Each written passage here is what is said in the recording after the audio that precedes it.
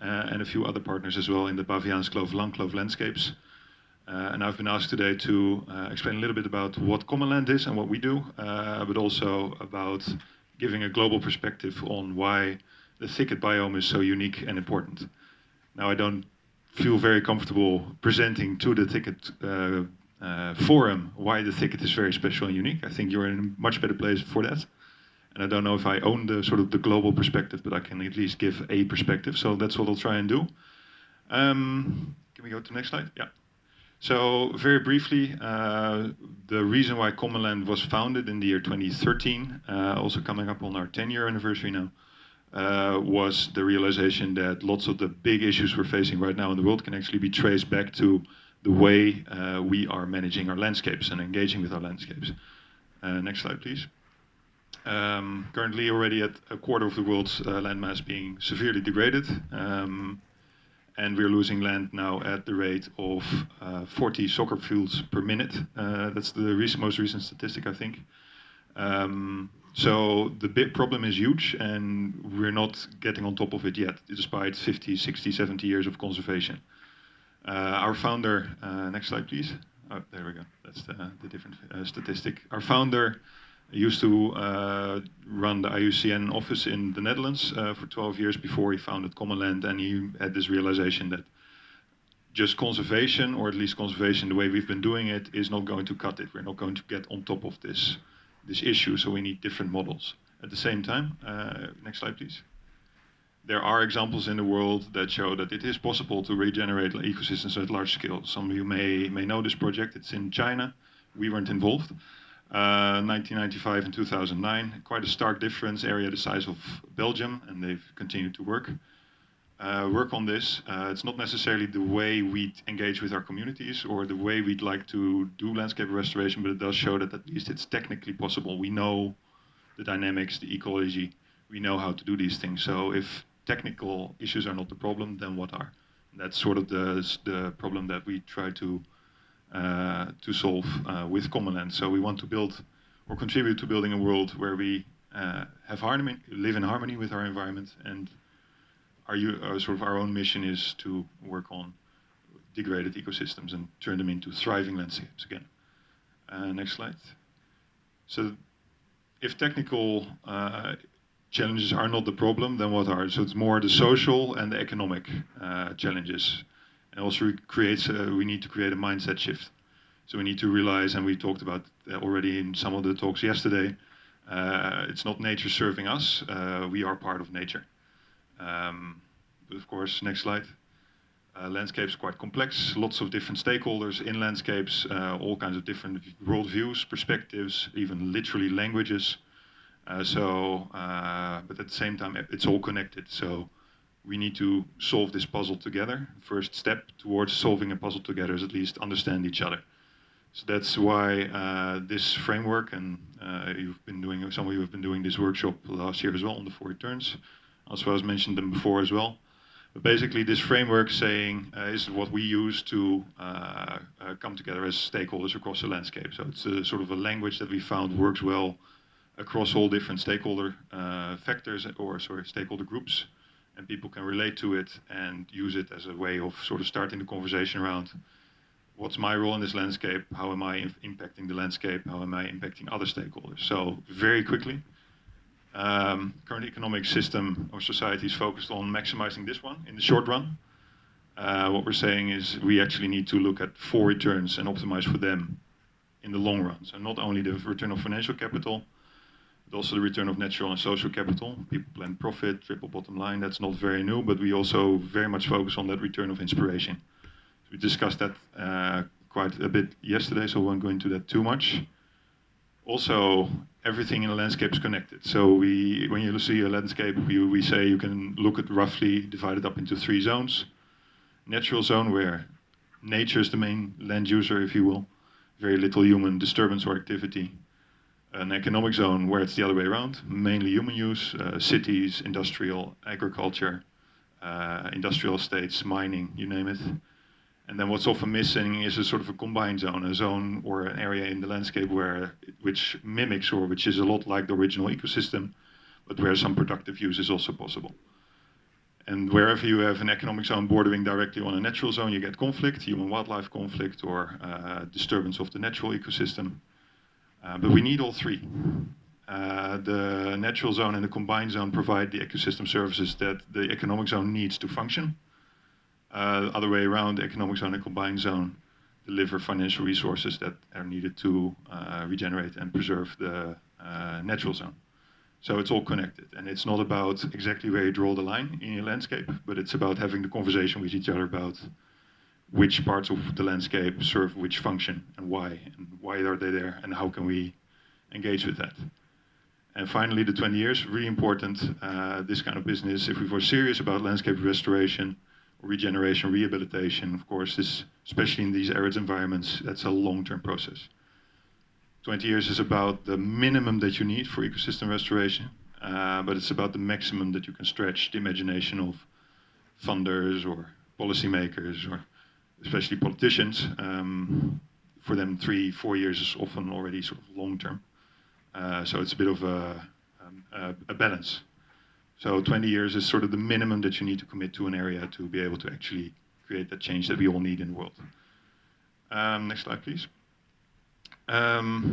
Won't go into this in too much detail, but over the years we've tried, this framework is the center, but then how do we apply it in practice? So we've been working with Living Lands here in South Africa, but we've also been working with other partners in other landscapes around the world. We're based in the Netherlands, but we work with local partners who are embedded in landscapes in different places in the world.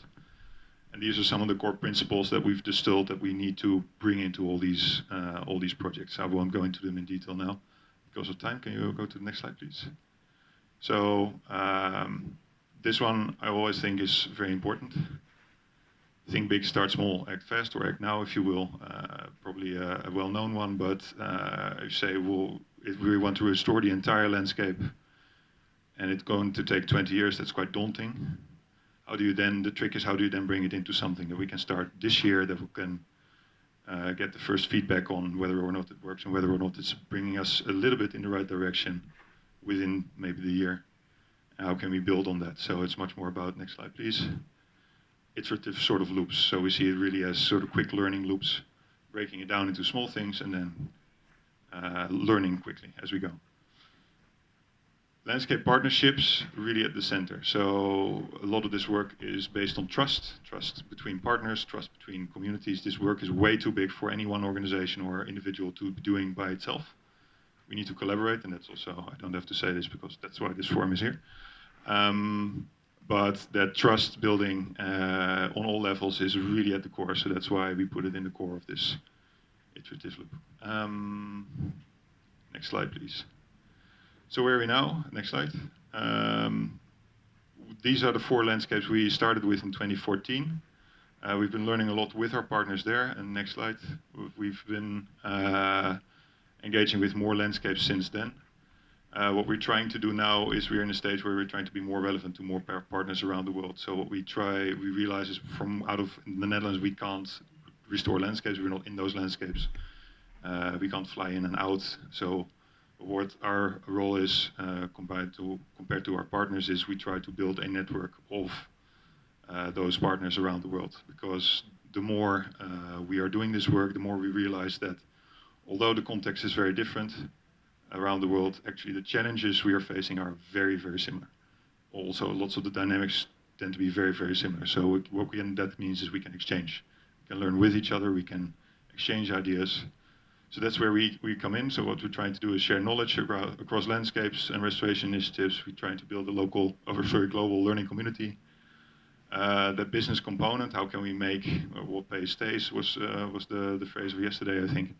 How can we create value, also financial value in regenerated land, so that there's a incentive for people to keep it in a good state. And also, which helps allow bringing the finance to get it to that good state. We think along with our partners, we try to make connections where needed, where possible. And what we're focusing more and more on is, as we are engaging with more and more partners in more and more places, can we also drive a political agenda. Next slide. Yeah, so I won't go into this, but maybe you can click a little bit further. We're working in the Philippines, we're working in Germany, Now, please go until the map comes up. Mallorca, Spain, Australia. There we go. So this is a little bit, we're doing this for the first time in EU, where we're trying to build this very local regional network. And as you know, EU, if you have one or two landscapes that you're working with, you don't have much to say. But as you start creating sort of this network of like-minded organizations, all embedded in their own particular landscapes, across the region, then all of a sudden you have much more of a say or a voice towards policymakers. So that's what we're trying to do in the EU now first. So that's a little bit where we are at. Next slide. Yeah, so why the ticket is unique from a global perspective? Well, you know why it's unique. Maybe skip to the next slide. Why the ticket is sadly not unique, which we already touched upon. Please go, yeah. So there's a lot of very unique ecosystems around the world, also at threat. So we know we're one of the biodiversity hotspots here, where a lot of different unique ecotypes meet. But there's also a lot of other ones. Next slide. There's also a lot of areas concerned for degradation. There's a lot of areas, next slide, concerned for water stress. So, next slide. Although the context is very different, actually some of the challenges we're facing here and the dynamics we've been coming across are very similar. So what does that mean? Next slide, please. Is that we're not alone. So we talked about EcoBrief yesterday. Some of the feedbacks that we've been getting as well from our partners is that sometimes this is very difficult work. Sometimes it's just very helpful to know that you are part of a global movement of all these other organizations who are struggling with very similar issues and also having a very hard time. But also means that we can learn from each other. So that's also what we're trying to facilitate more and more is exchange. Next slide. Yeah, so final slide. So some of the partners we've been working with in South Africa so far. What we're always looking at, sort of some reflections based on the last few days as well. We need to treat the landscape as a whole. So we're always looking at how the system works and how usually water is the main, especially in these landscapes, of course, a key factor. So look at the entire catchment. So we are here at the thicket forum. We're not only looking at thicket, we're also looking at the fynbos, the grasslands, etc.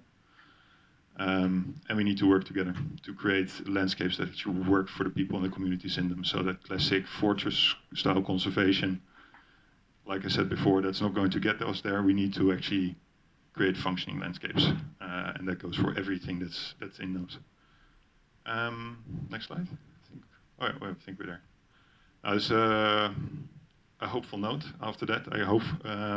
This is some recent developments in eco-hydrology, is looking into the relationship between vegetation and weather patterns. And this picture is taken from an airplane from Australia, I believe. Taken from an airplane wing. On the right you can see the cleared wheat belt. On the left you can see the vegetation. And you can see the very clear, stark line of clouds forming. So maybe if we can get big enough, we can start influencing weather patterns. That's just to provoke some thoughts. That's it for now. Maybe lunch.